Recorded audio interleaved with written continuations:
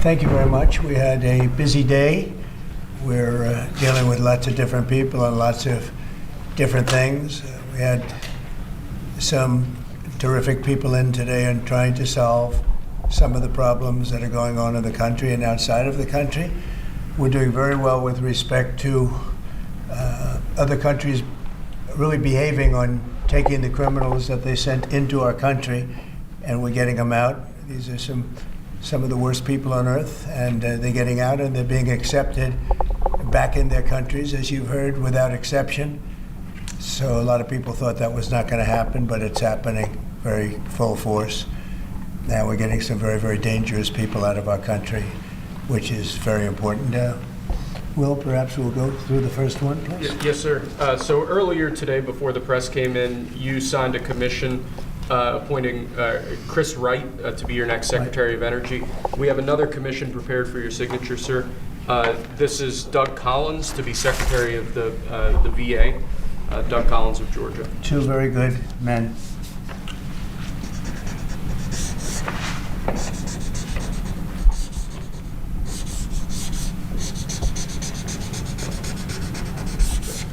Okay.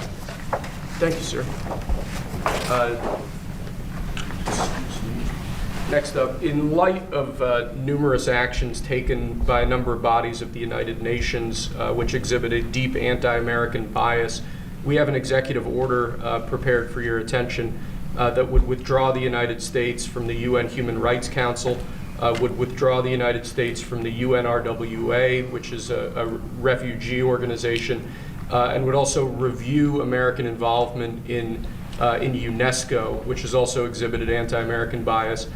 More generally, the executive order calls for a review of American involvement and funding in the UN in light of the wild disparities in levels of funding among different countries that, as you've expressed previously, is deeply unfair to the United States. So I've always felt that the UN has tremendous potential. It's not living up to that potential right now. It really isn't, hasn't for a long time. It has, there are great hopes for it, but it's not being well run, to be honest, and they're not doing the job. A lot of these conflicts that we're working on should be settled, or at least we should have some help in settling them. We never seem to get help. That should be the primary purpose of the UN, the United Nations, and again, it's got great potential, and based on the potential, we'll continue to go along with it, but they got to get their act together.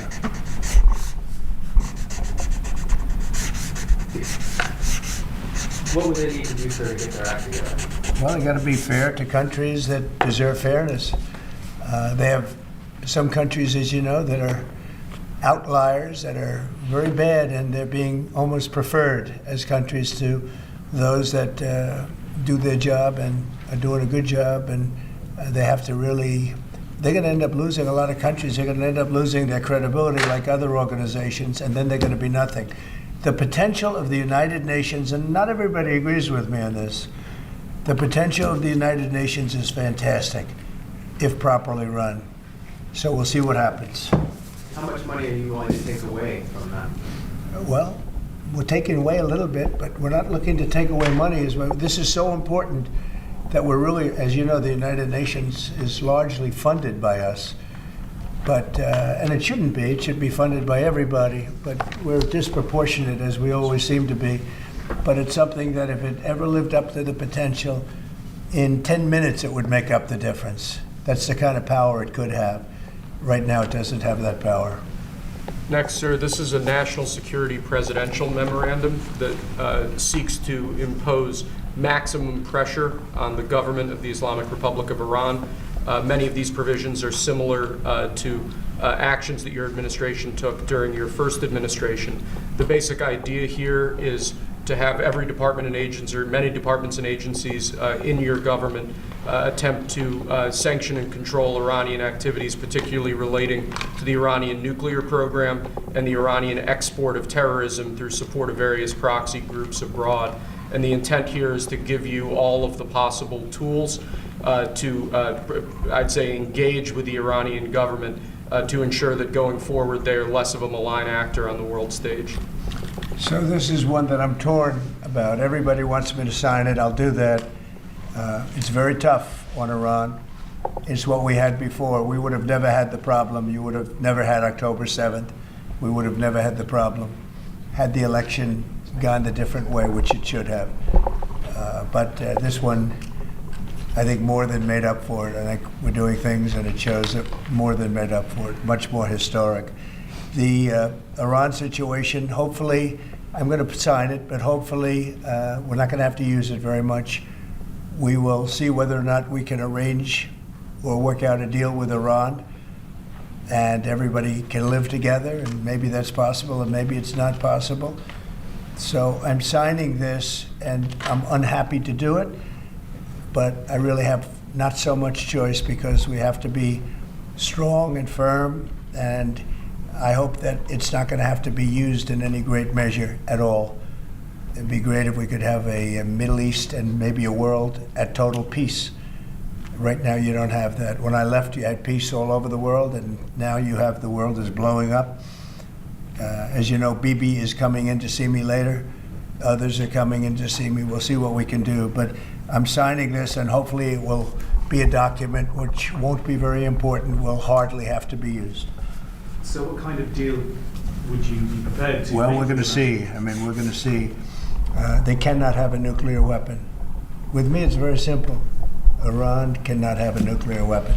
Do you support? We don't want to be tough on Iran. We don't want to be tough on anybody, but they just can't have a nuclear weapon. Do you Mr. support President, are you going to terrorist- engage in conversations with your counterpart in Iran? I would. Do you want to block the sale of Iranian oil to other nations? Well, we have the right to do that, and that's what I did before. And they had no money. They wouldn't have had the money for Hamas or Hezbollah or anybody else. It could have been solved. This thing, it just, if things went the way they should have, this would have been over long ago. But it's not over.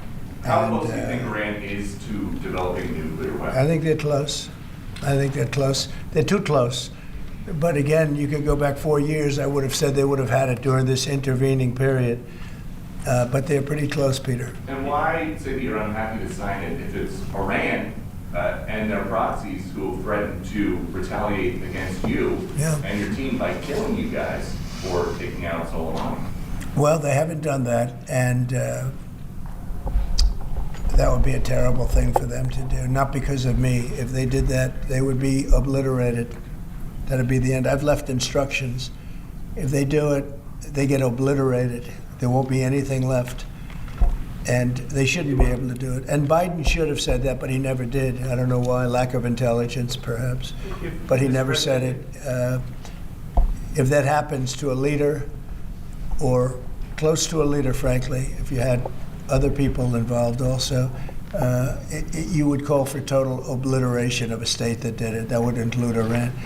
So I'm signing this, and it's a very powerful document, but hopefully we're not going to have to use it. Mr. President, if the Prime Minister today were to ask your help in striking at Iran's nuclear facilities to prevent the kind of progress towards a nuclear weapon, would you give him the green light, either to do it himself or for the Yeah. U.S. to participate with him? I don't know that that's what he's going to be asking for. I have no idea that it is. You're telling me. We're going to have a pretty long meeting. We're going to be discussing a lot of things, not only that, but a lot of things.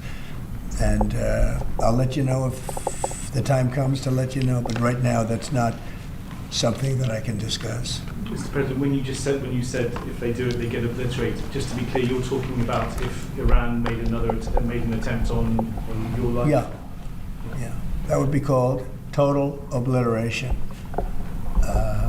And I can't imagine they do that.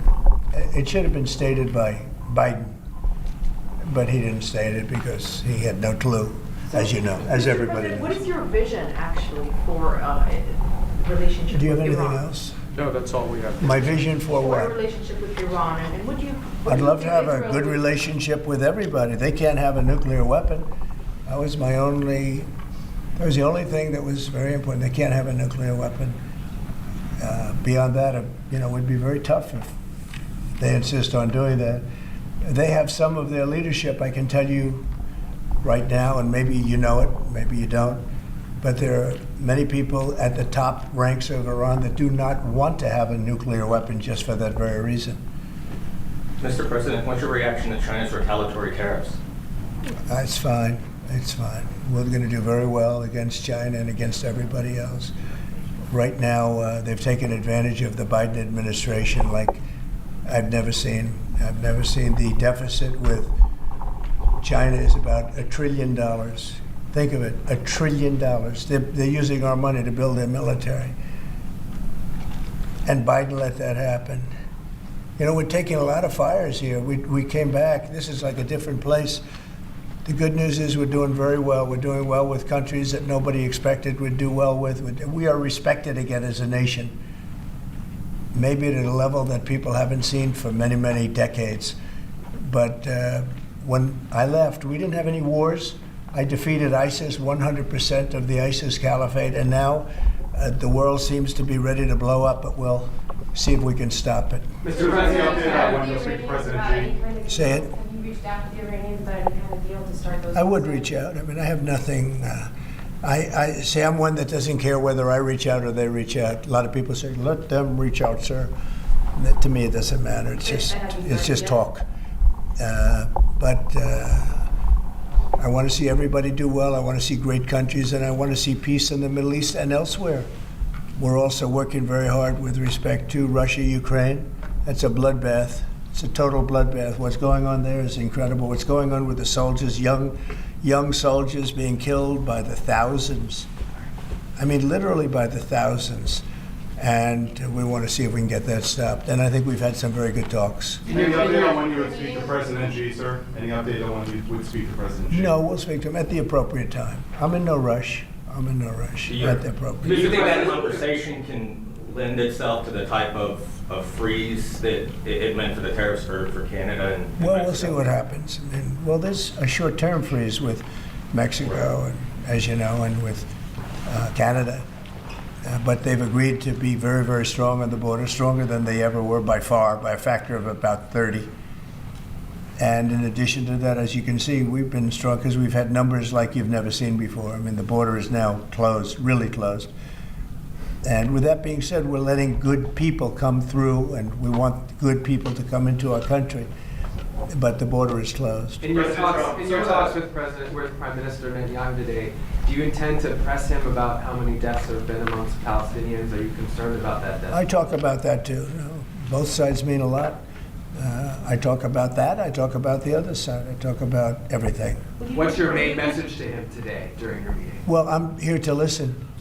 He's here to see me, and I'm here to listen. So Will you there's continue not to much of a press? message. Will At you the right continue- time, I'll give him my Mr. message. President, will you continue to press for this idea that Jordan and Egypt take Palestinians from Gaza? Yeah, I would like to see Jordan. I'd like to see Egypt take some look. The Gaza thing has not worked. It's never worked. And I feel very differently about Gaza than a lot of people. I think they should get a good, fresh, beautiful piece of land, and we get some people to put up the money to build it and make it nice and make it habitable and enjoyable Somewhere else. and make it a They don't home. want to leave, though. Palestinians say they don't want to leave. I don't know how they could want to stay. It's a demolition site. It's a pure demolition site. If we could find the right piece of land or numerous pieces of land and build them some really nice places with plenty of money in the area, that's for sure, I think that would be a lot better than going back to Gaza, which has had just decades and decades of death. Where would those pieces of land be? Well, they Those could Arab be in countries Jordan, don't and they want could to be in Egypt, and they could be in other places. You could have more than two, more than one, but you could have more than two. And you'd have people living in a place that could be very beautiful and safe and nice. Gaza's been a disaster for decades. Would the U.S. pay for that? I don't think the UN would pay, but I think there's plenty of people that would in the area. They have a lot of money. They certainly have a lot of money. Some of the countries over there, they'd like to see it. I know that Saudi Arabia wants to see peace. I can see that. And many of the countries there, as far as I'm concerned, they all want peace. I think, maybe I'm wrong on this, but I think Iran would like to see peace too. They've had enough. Don't you think they've had enough? But the leaders of Egypt and Jordan have said bluntly they have no interest in doing this. Well, they may have said that, but a lot of people said things to me. They said they wouldn't take anybody back in Venezuela, and right now they're flying them right back into Venezuela. And a lot of people, and they're doing the right thing in Venezuela. The Panama Canal is an active discussion right now, and they said things about that. And virtually everything that's been said has been incorrectly stated based on the result. Does that amount to forcibly displacing, or wouldn't that amount to forcibly displacing those people from Gaza? I don't think so. I think if they had the opportunity, they'd love, if they had an alternative to Gaza. They have no alternative right now. I mean, they're there because they have no alternative. What do they have? It is a big pile of rubble right now. I mean, have you seen the pictures of it? Have you been there? It's terrible to live. Who can live like that? And very dangerous. There's shooting all over the place. There's bombing all over the place on both sides. Now, I would think if they had an option of moving to either in a large group or various smaller groups and take care of the close to 2 million people, I would think that they would be thrilled to do it. They have no, when you say about the Gaza Strip, they don't have an option. To be clear, you say they'd be thrilled. It's very dangerous. They'd be thrilled to leave Gaza. Oh, I think they'd love to leave Gaza if they had an option. Right now, they don't have an option. What are they going to do? They have to go back to Gaza. But what is Gaza? There's practically not a building standing. And they're very dangerous. Those buildings are shifting and they're falling down all over the place. And there's gunfire all over. It's going to be that way for a while. Mr. President, wouldn't it have made more sense to evacuate people while the war was ongoing rather than now when there's a ceasefire? Which is what you're talking When it about. was more dangerous when there were strikes overhead than now. Well, the strikes could start tomorrow. There's not a lot left to strike. Exactly. It's a demolition site. The whole place is demolished. It's unsafe. It's unsanitary. It's not a place where people want to live. Mr. President. Nobody's got. They have no alternative but to go back. If we gave them an alternative of living in a beautiful open place with some, nice quarters there, nice housing of sorts, and we have the money in the Middle East to build that. Do you support Israelis actually moving back and creating stuff? Not necessarily. No, I just support cleaning it up and doing something with it. But it's failed for many decades. And somebody will be sitting here in 10 years or 20 years from now, and they'll be going through the same stuff, the wars. And they've had civilizations on Gaza, many civilizations on Gaza, and they're buried in the sand.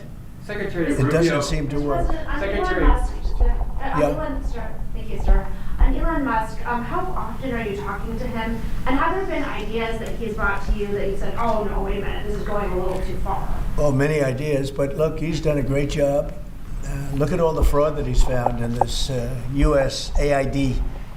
It's a disaster what the people, radical left lunatics, they have things that nobody would have even believed. The whole thing with $100 million spent on you-know-what, with money going to all sorts of groups that shouldn't deserve to get any money, with the money. I'd like to see what the kickbacks are. How much money has been kicked back? Who would spend that kind of money to some of the things that you read about and I read about and I see every night on the news and every morning when I read the papers? Who would spend money for that? I would say this, the people that got all that money, are they kicking it back to the people that gave it from government? No, that's, to me, very, very corrupt. The real question is, how much of a kickback has there been? And one of the things I want to investigate rapidly, because I've never seen anything to this extent, the train that's being built between Los Angeles and San Francisco is the worst managed project I think I've ever seen, and I've seen some of the worst. Billions and billions, hundreds of billions of dollars over budget. In fact, I read where you could take every single person that was going to go on the train and get the finest limousine service in the world and take them back and forth with limousines, and you'd have hundreds of billions of dollars left over.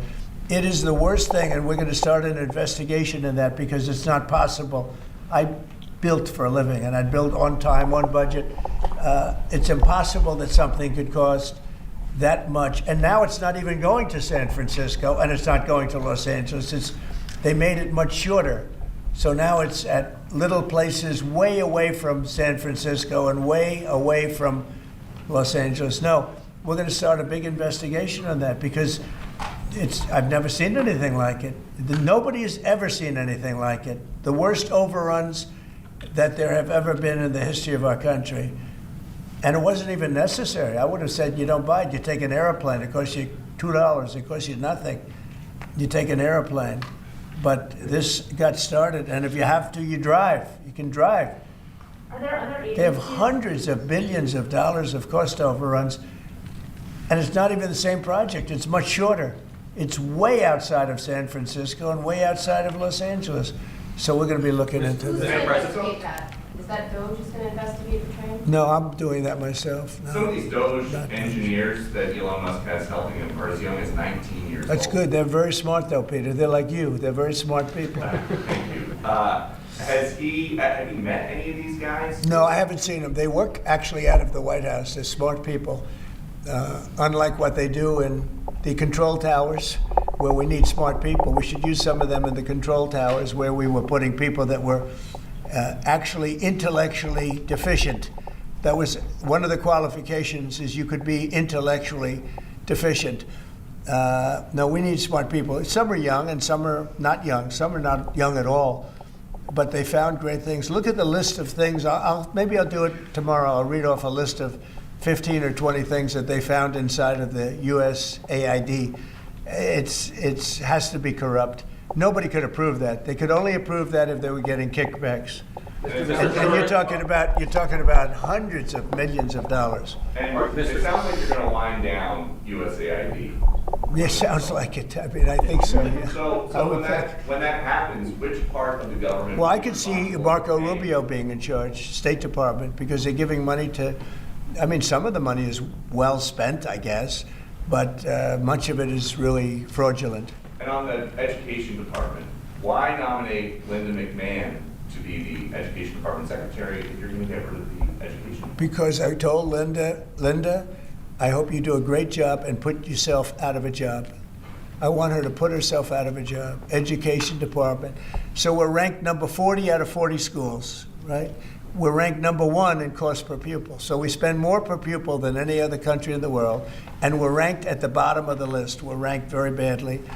And what I want to do is let the states run schools. I believe strongly in school choice, but in addition to that, I want the states to run schools, and I want Linda to put herself out of a job. Do So you do you wanna think that's eliminate something, the- do you think that's something eliminate you the can do department? with an executive order, or you can I'd like to be ask, able or you to can ask do it. Congress Yeah, I to would do like to be able to. Look, if I could give the schools back to Iowa and Idaho and Indiana and all these places that run properly, there's many of them. I think, so if you look at the list, Denmark, Sweden, Norway, believe it or not, China's doing very well on that list, a list of well-educated, where they run their school system well.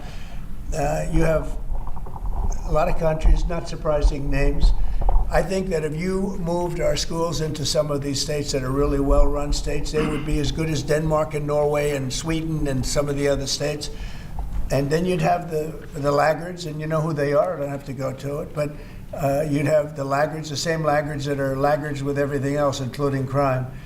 But even them, you'll break it into systems. As an example, if you went to New York, you go to Westchester County, you go to Dutchess County, you go to Suffolk and Long Island and Nassau and Long Island. You have maybe 6 or 7 locations, and you have New York City, which would include the 5 boroughs. And I think even that would run much better than it does right now. Same thing with Los Angeles or California. You'd have Riverside. You'd break it up into 6 or 7, but most of them would be states, and you'd have one. Like in Iowa, you give it to the state of Iowa. You give it to the state of Indiana. These are really well-run states. They don't have debt. They don't have problems. They don't have any crimes, relatively speaking, to speak of.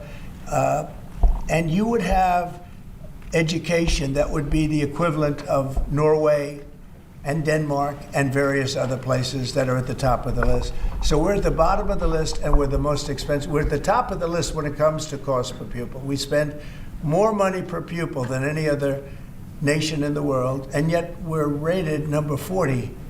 The last ratings came out, you saw them. So they talk about 40 countries, we're rated number 40.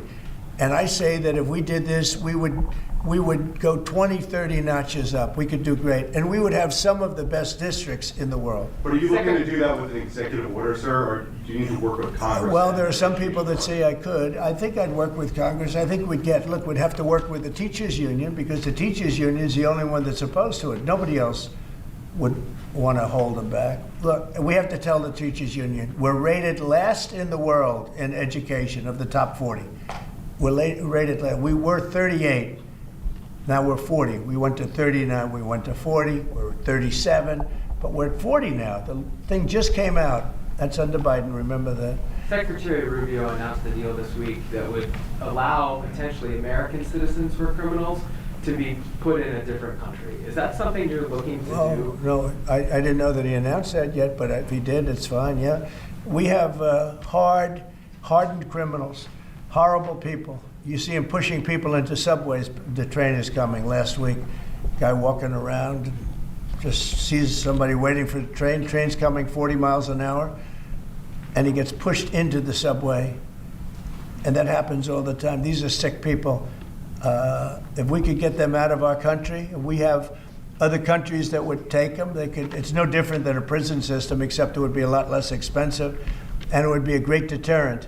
Send them to other countries. If we could go a step further, in other words, we're talking about getting the criminals out of our country that come in through other countries illegally, right? The illegal migrants, as I call them. Well, we have people that are just as bad as them in our country. If we could get them out, I'd be very happy to get them. El Salvador said that he would wanted you to pay a fee for that. Would you pay that? Well, it's a very small fee compared to what we pay to private prisons. But under what authority? And a very, very small fee. I don't know, we'll have to find that out legally. I'm just saying, if we had the legal right to do it, I would do it in a heartbeat. I don't know if we do or not, we're looking at that right now. But we could make deals where we'd get these animals out of our country. And you know, if you take the shooters, the people that hit old ladies in the back of the head with a baseball bat when they're not looking, that walk down the street, the people that you see it, the people that take out a gun and shoot you for no reason at all. If we could get these animals out of our country and put them in a different country under the supervision of somebody that made a relatively small fee to maintain these people, because you know what? These are criminals, you call them hardened criminals. They've been in jail 40 times. There's one 42 times. And every time the person gets out, it's a he. Every time he gets out, he commits another crime within 24 hours. And it's a heinous crime. It's a rough crime. We don't want these people in our country either. We don't want them in our country. If we had the option to get them out and let them be based in some other country at a fraction of the cost, and frankly, they could keep them, because these people are never going to be any good. That person that has been arrested 42 times or 22 times or 17 times and is all in for manslaughter and everything else, and only gets out because of a very weak judicial system that only goes after people like Trump. They don't go after the criminals. They don't go after people like this. And they laugh at our law. If that took place, you would have a lot less crime automatically. So, sir, there's Guantanamo Bay. On Guantanamo Bay, is there enough space there to accommodate? There's a lot of space to accommodate a lot of people, yeah, so we're going to use it. Can you talk a little bit We more have about it, it's why? already up. We have it for nothing. But we can do less expensive and even more secure. We've had other countries come to us saying, we would love to do that. We would love to take your criminals and we'll maintain that. We'll be their jail. And I'm only talking for the most severe cases. Like, I watched that guy on tape pushing the man into the subway last week. That man that did that is a real bad guy. Many, many arrests. And do you think you're going to convince him someday to be good and a wonderful citizen for our country? It's never going to happen. I want to get those people out. I'd love to get them out along with the illegal migrants. The migrants are rough, but we have some bad ones too. I'd like to get them out. It would be all subject to the laws of our land, and we're looking at that to see if we can do it. What Mr. President? have offered to take American citizens? Say it? What other countries have offered to take these Americans? Numerous, many. And Marco brought it up today. I'm glad he did. Because a lot of people are thinking it. When I watch some of the crimes being committed in New York City and Chicago, look at Chicago, the volume of crime that they have and the viciousness of the crime. These people are horrible people. And if somebody thinks they're going to be wonderful citizens someday, they're wrong. It's not going to happen. It's not going to happen. They're bad. These are hard, tough criminals. In many cases, they're crazy. They're absolutely crazy. But they're very dangerous. If I could get them out of the country and be in some other country where they're glad to have them because they make a small fee compared to what we'd pay to a private prison or to, put them in one of our prisons that costs even more money, I think it would be great. I'd love to get them the hell out of our country. Thank you very much, everybody. President Trump, we won the Super Bowl. Thank you. I don't want to say, but there's a certain quarterback that seems to be a pretty good winner. And just last one, because you mentioned it many times, what do you think about Joe Biden signing on with the talent agency? You got to be kidding. He signed on with a talent agency? Yes, he's got some entertainment agents now. I think he's got bigger problems than that. I really do. I think he's got much bigger problems than that, but I wish him well. We inherited a mess. This place is a mess, but it's quickly being solved, the problem. We're going to make America great again. Thank you very much, everyone. Thank you, guys. Thanks, guys. Thank you. Thank you.